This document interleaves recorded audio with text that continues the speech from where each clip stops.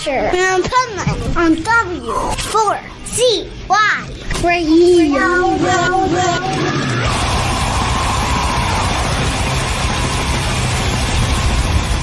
This is the Pipeman here on the Adventures of Pipeman W4CY Radio. And I'm excited about our next guest because we tried to connect at Milwaukee Metal Fest. She played there, but she was also doing like quadruple duty, like every job in the house there. I don't even know how she played, but their band killed it. Like one of my favorite sets of the whole festival. Thank you. So let's welcome to the show Robin from Castrator. How are you? Hello, how are you? I'm good. Doing this.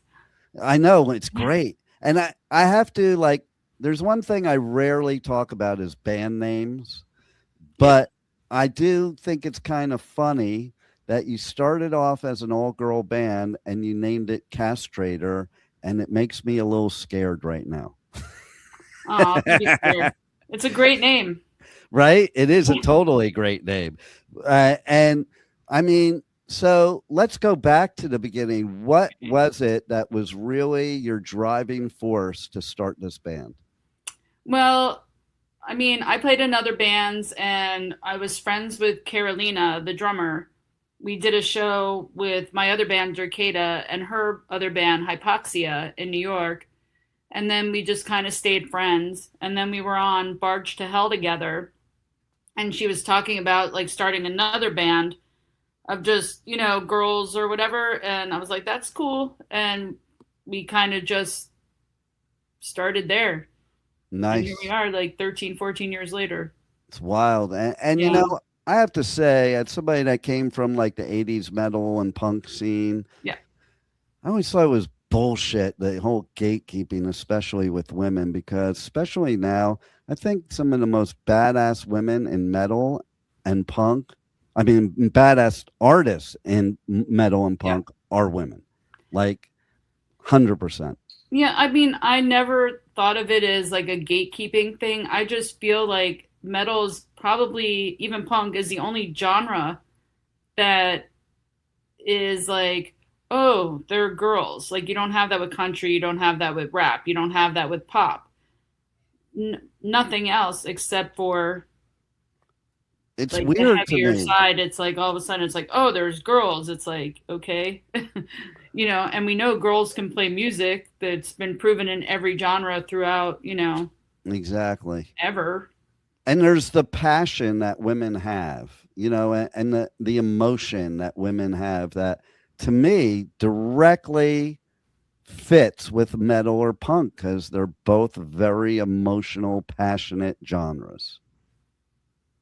Yeah, girls are definitely more emotional than boys. Yeah, and not always. I think it shows in the lyrics and it shows on stage, you know, and I'm actually, there's sometimes too, like I'm so in awe of certain artists. Like you take Courtney LaPlante, like when she sings, I just sit there looking at her mouth because she's got that like, you know, total technique that you don't really see often. And you can totally tell like somebody trained her how to do her voice without losing it the way she does, because I sang thrash metal in the 80s and I trashed my throat because I didn't know what I was doing. Yeah.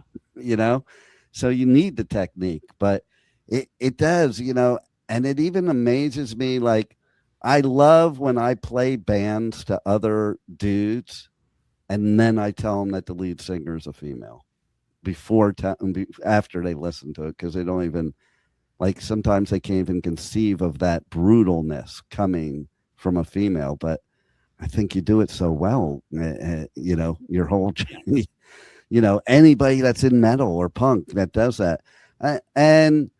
But your band, man, oh my God, like I would say probably one of the top 5 sets of the whole Milwaukee Metal Fest for sure. Wow. Okay. I mean, I didn't see any bands.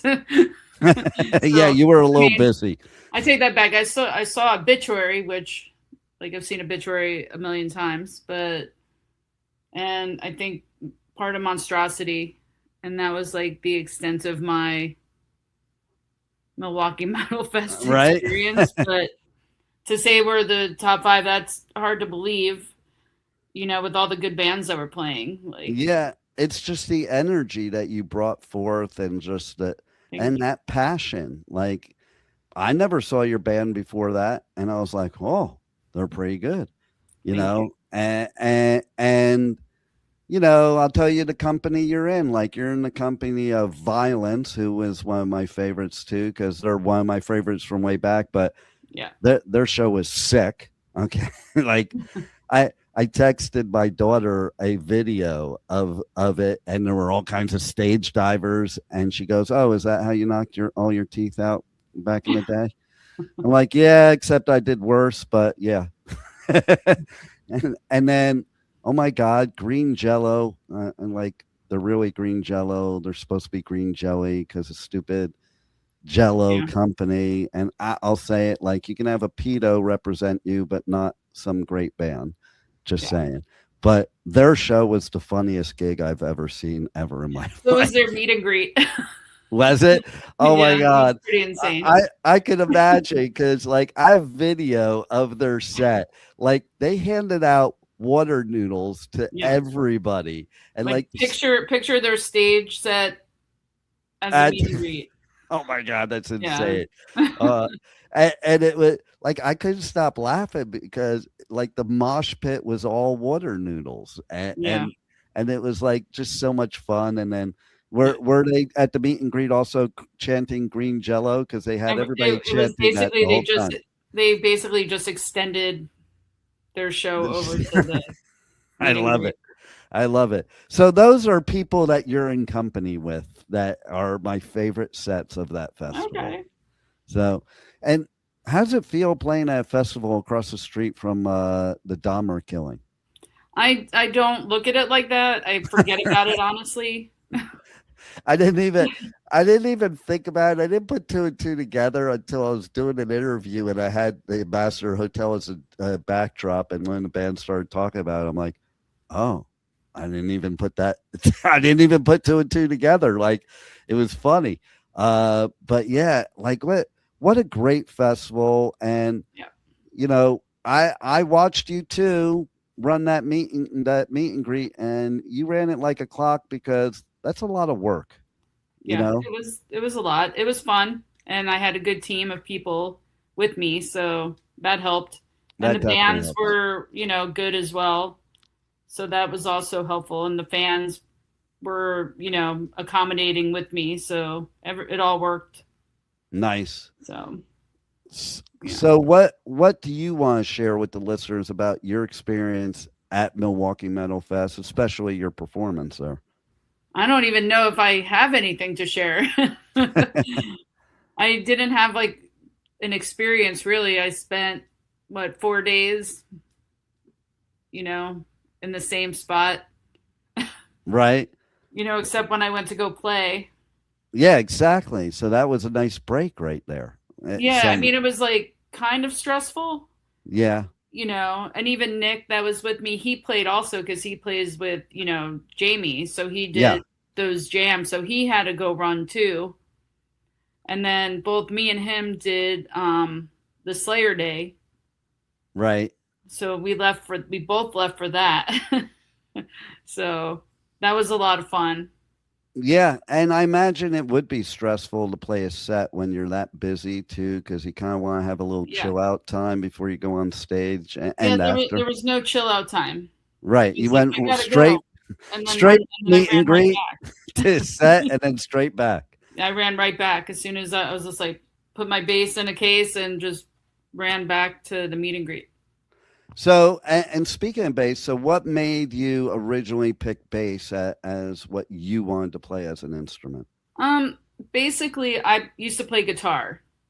I played guitar forever, and I usually tell the story because my first guitar was like electric guitar was a Kramer Striker for Eddie Van Halen.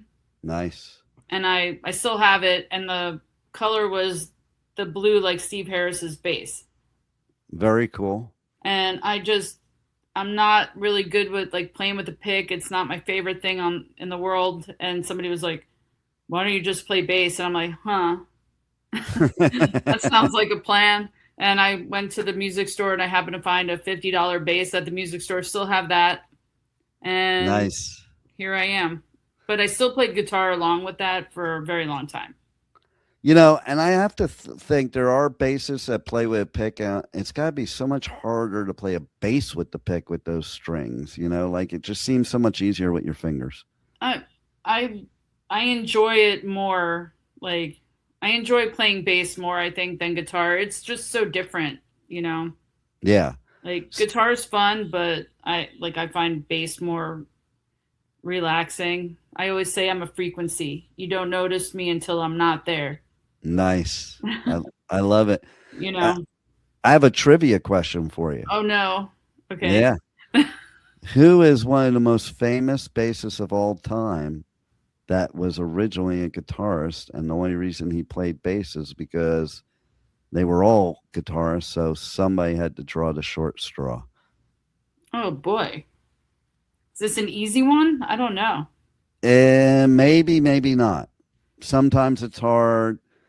Anybody that's a bassist that used to be a guitarist, I asked this trivia question to, and some have known, some have not, you know. But let's just put it this way. Once I tell you, if you don't know, you'll be like, oh, that makes sense. So, and I will say it's not in metal. I was going to say, I don't know if it's in metal. No, it's not in metal, and they're not a band anymore, but the person who I'm talking about is one of only 2 people left on this earth from that band.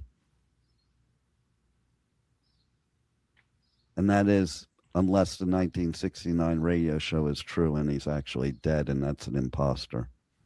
There's a really good hint. Oh boy, I have no idea. Like I don't know. I keep going with like Geddy Lee or something. Close. Paul McCartney. Oh, okay, that makes sense. Yeah, see now you listen to Beatles songs, you can hear he kind of plays the bass like a guitar. Yeah, a lot of people do. You know, like a lot of, especially if you're playing with the pick, a lot of people, you know, do the chords. They do this. You know, that's one thing. Like, you know, playing how I play, I don't play standard like a guitar. Right. I mean, somewhat I do. It's weird. It depends. I follow mostly a lot of the kick drums. Which is like usually what you do as a bassist, right? Well, I play like more fast than I do technical. That's why you're so good, because I like fast. Yeah. I play fast. So. And you know, you've mentioned Steve Harris, and it's like, man, that dude, what a bassist. You know? He plays that thing like a guitar. He plays fast and technical. Exactly. Like, and just really good, like insane. To me, that was why I liked Maiden. That, you know, is his bass. And you know who else was at Milwaukee Metal Fest, who's an old friend of mine, who I always saw in the beginning, way back in the 80s, that he played bass just like Steve Harris, and that's why I liked him and their band so much. Do you know who that? There's another trivia question, but this is somebody at Milwaukee Metal Fest. Somebody at Milwaukee Metal Fest. They played 2 sets, one with the band. Oh, Joey Vera? Yep. All right. Exactly. Yeah. I was like, yep. Yeah. Yeah. So like he always reminded me of Steve Harris. Like, and me and we've been friends since like the very beginning of Armored Saint, you know? So, and I felt that's what Milwaukee Metal Fest was all about too. It was like a family reunion. I love what Jamie did because I do a lot of festivals, and this just felt like an old school, just like typical, just everybody knows everybody type of festival. Yeah, I mean, it would like, I wish I had more time to chat with people and see people, you know, but it was a lot of fun, and it's organized very well. I love the fact that it's in one building. It's not outside. Oh yeah. Because the festival I did before that got evacuated 3 days in a row out of 4. Yeah. Like I like the fact that it's indoors. You know, there's plenty of bathrooms, there's food, Yep. you know. I couldn't believe how big that venue was too. I've never Yeah. been to that venue, Oh, really? and it's Okay. huge. It's It's like huge. I never even imagined it. Now that I've been there, I'm like, oh, now it makes Yeah. sense that there's a festival And there. that's the whole thing too. Like all this, like the stages are great as well. Like anywhere you stand to see the bands, it's great. Like, you know, there's not a bad venue in there, Exactly. you know? Exactly.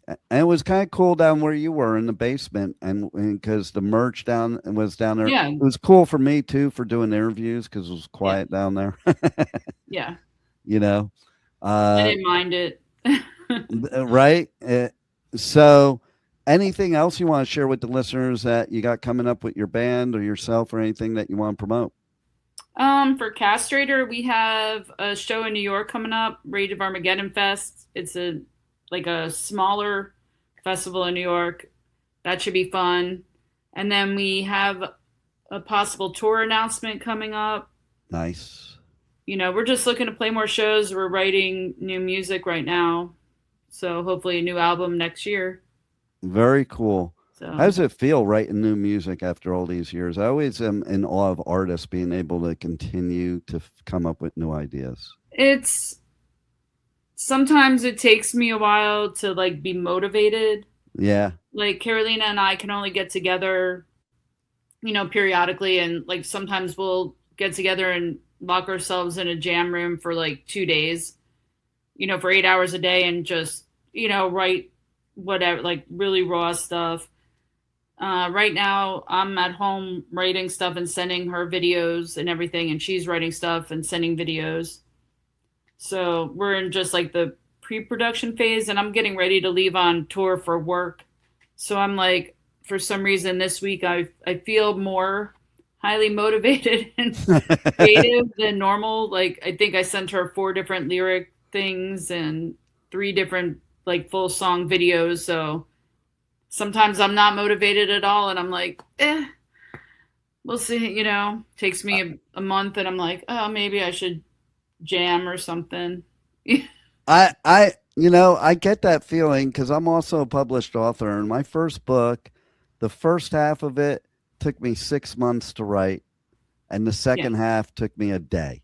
Yeah, it's just how you feel at that point. Like all of a sudden, all of a sudden it's just like, yeah, I feel great about this. Exactly. You know? And then you just shelve it for a while in your head, and then it's like all of a sudden you're motivated again, but then you might be at the point where you just like bang it all out at once. You have to be in that mood to bang it all out. I mean, I have a lot of friends that can just sit and noodle for hours and hours and hours. I just don't have that.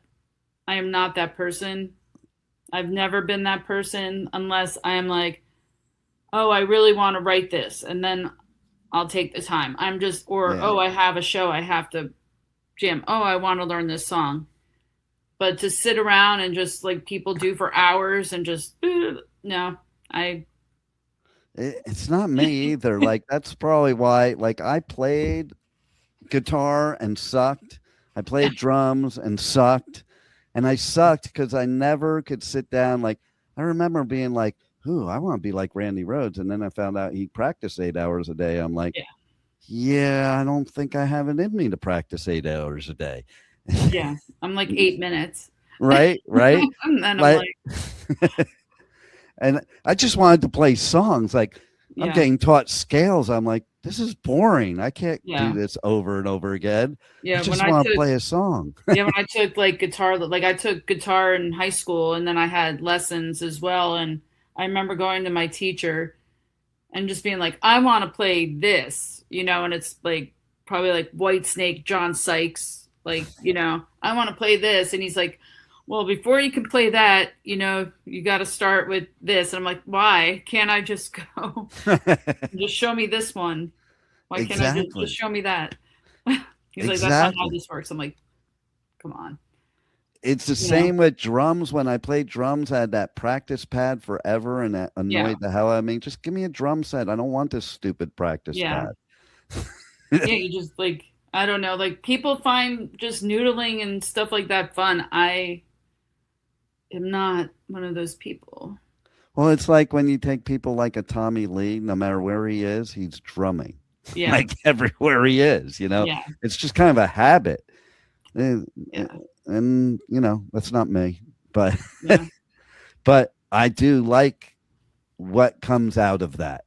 I like the end result. So music is my passion, whether I suck at playing it, so listening is my passion instead. I just want to have fun and Yeah. play, and you know, if people like it, great. If they don't, okay. Exactly. You know, not everybody's gonna like everything. Like, you know. Well, you definitely looked like you were having fun at Milwaukee Metal Fest. I think we did. I wish we played longer. Right. It seemed way too quick.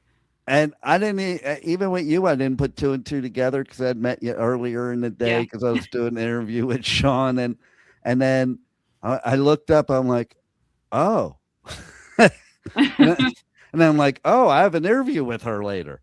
Yeah, and unfortunately we couldn't do the interview that night because Green Jelly took their 30-minute meet and greet, and it was over an hour. Oh my God.